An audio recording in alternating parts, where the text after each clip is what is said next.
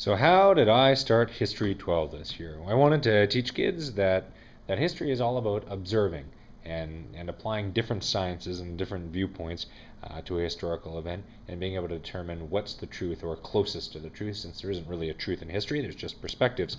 So the first thing we did an observation report. So I gave them a bunch of questions about things they see all the time, like how many doors are there in the school, what color is the hallway, and they had to guess and then go out and find the answer on this little sheet here.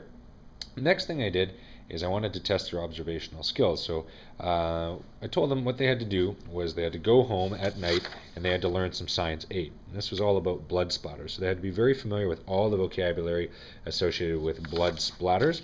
And then the next day, and they had to finish that put that on that sheet. Then the next day they came in, we watched a couple of clips of Dexter Uncut in the hallway, and then I opened the door and revealed that they would get a police report, much like this.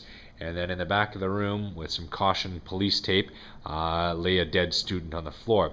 And students had to examine this blood splatter pattern and apply the knowledge that they had for homework to determine exactly what happened in this scene and make those logical leaps.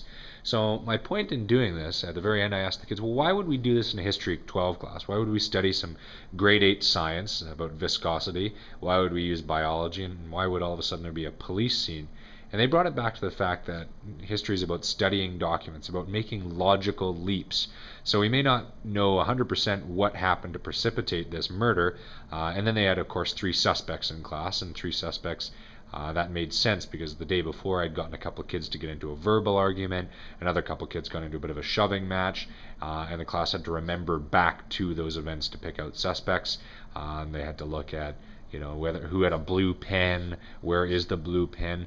That was involved in writing this section. Why wasn't it on the victim?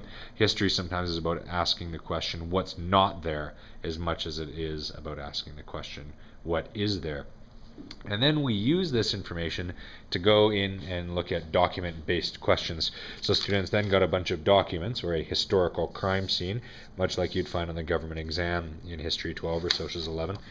They got some primary and secondary source documents, and then they had to answer a series of questions about those documents using those same historical skills as we would have used in our introductory hook activity. I'd say ultimately it was a lot of fun for them to become historical detectives. It was an engaging way to start the semester and show them that history isn't dry. It's not about a textbook or old-fashioned videos.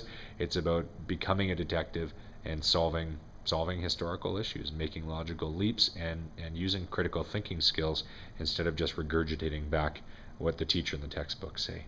That was how I started History 12 this year.